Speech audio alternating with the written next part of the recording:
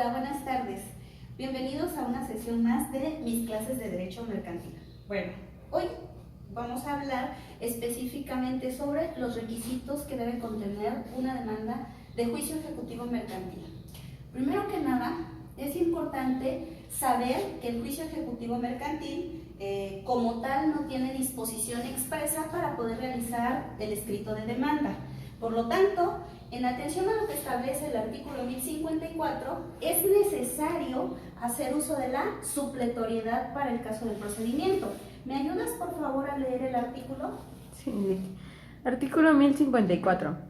En caso de no existir convenio de las partes sobre el procedimiento ante tribunales en los términos de los anteriores artículos, salvo que las leyes mercantiles establezcan un procedimiento especial o una supletoriedad expresa, los juicios mercantiles se regirán por las disposiciones de este libro y, en su defecto, se aplicará supletoriamente el Código Federal de Procedimientos Civiles y en caso de que no regule suficientemente la institución cuya supletoriedad se requiera, la Ley de Procedimientos Local respectiva.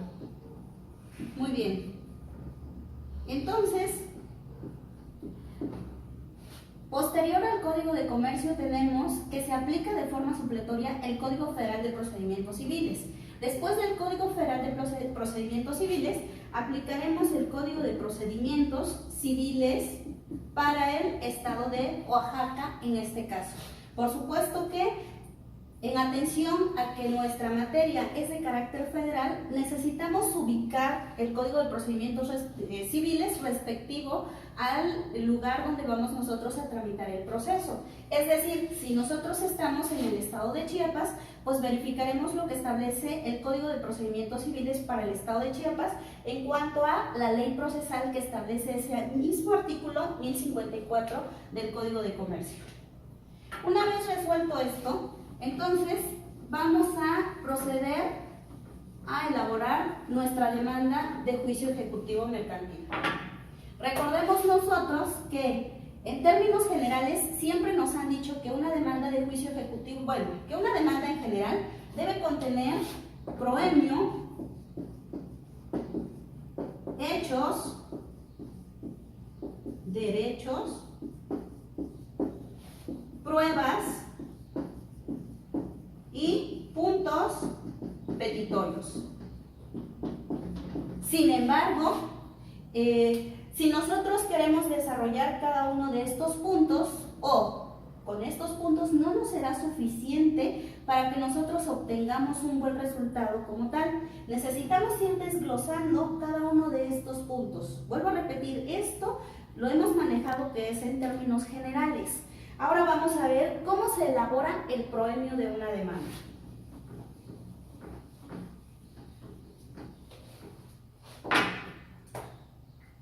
Por favor, ubiquémonos en el artículo 322 del Código Federal de Procedimientos Civiles.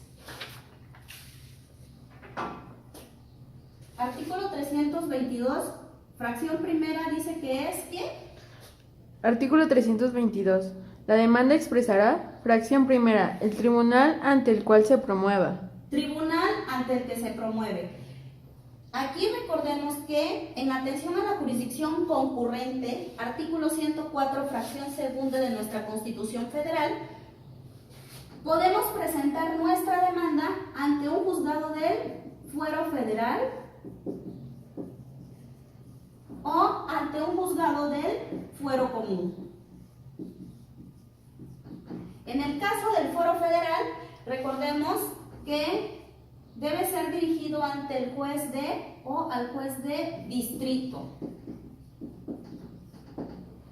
Si estamos hablando del fuero común, entonces debe ser dirigido al juez civil o, en su caso, mixto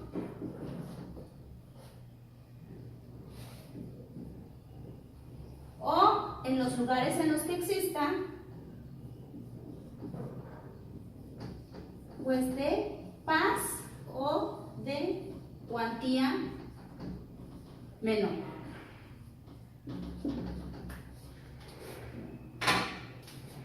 Retomando este punto, En los juzgados del Foro Federal, juzgados de distrito, juzgados del Foro Común, ya sea juez civil, juez mixto, juez de paz o de cuantía menor. Muy bien. Siguiente requisito, por favor. Artículo 322, fracción segunda. El nombre del actor y del demandado.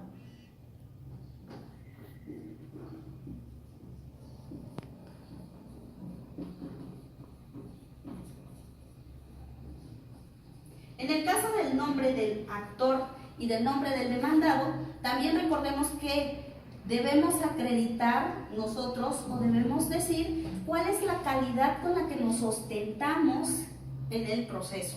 Si estamos promoviendo por propio derecho, si estamos promoviendo como apoderado legal, si estamos promoviendo como representante legal o cuál es nuestra personalidad con la que vamos a comparecer a juicio. ¿Qué establece el artículo 1061, por favor, del mismo Código de Comercio?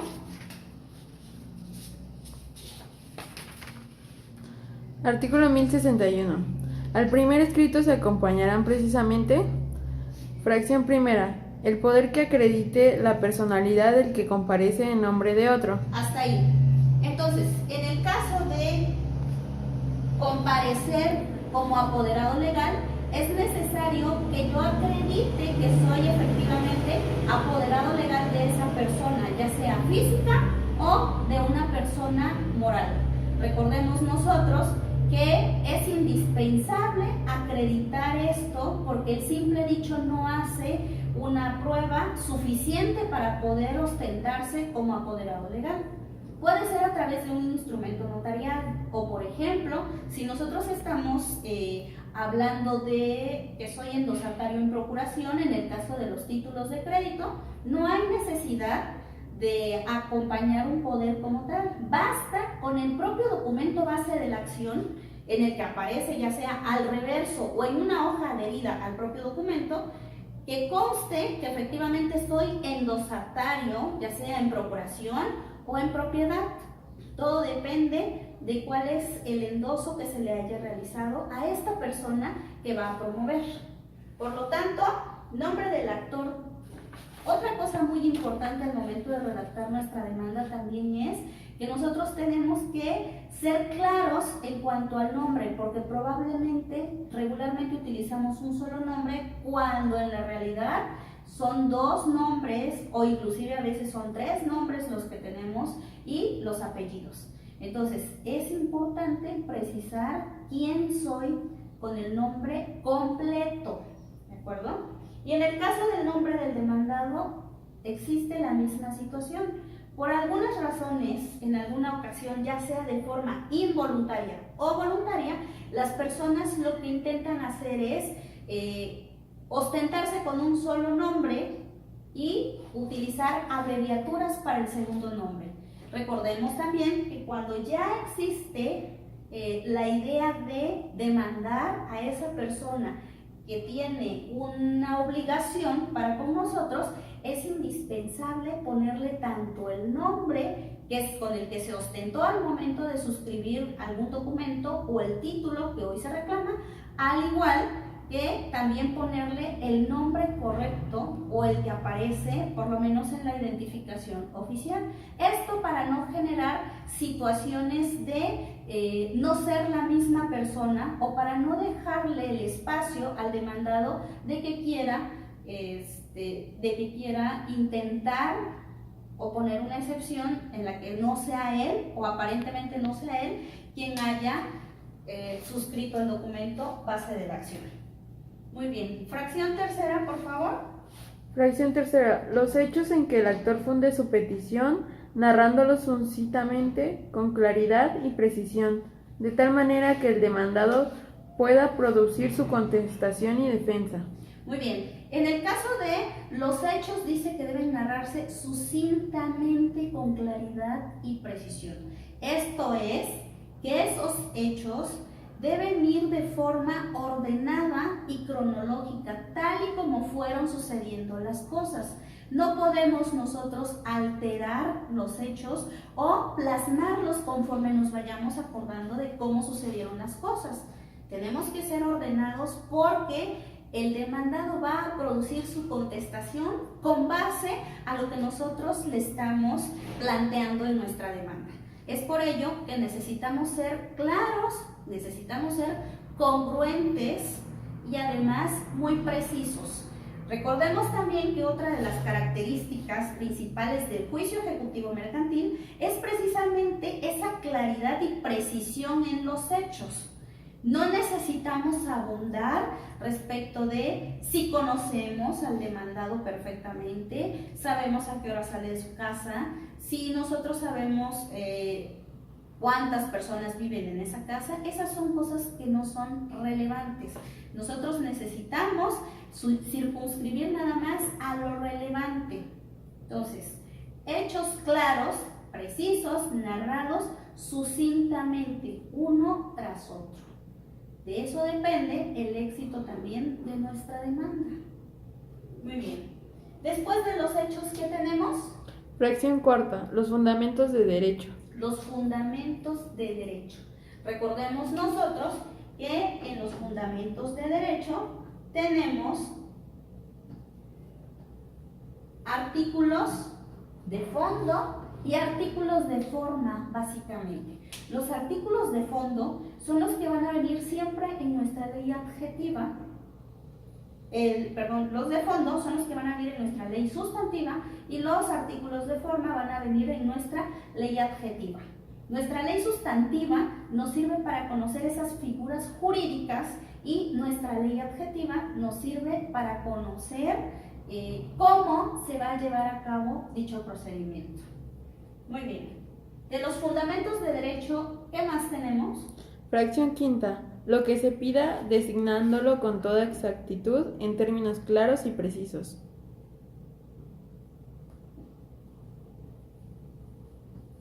Lo que se pida, dice. ¿Qué es lo que estoy yo reclamándole a la otra persona? ¿Cuáles son mis pretensiones o mis prestaciones? Pago de suerte principal, en el caso de prestaciones económicas, probablemente el pago de intereses ordinarios o intereses moratorios o ambos, y además también regularmente el pago de gastos y costas. ¿Por qué razón el pago de gastos y costas? Porque si el demandado o el hoy demandado hubiese cumplido con sus obligaciones, no hubiera sido necesario entablar un proceso en su contra. Sin embargo, ante tal situación, se ve uno en la necesidad de inclusive contratar abogados para poder promover el juicio en contra de esta persona. ¿Terminamos? Sí, es la última fracción. Pero no quiero. Ay, espera.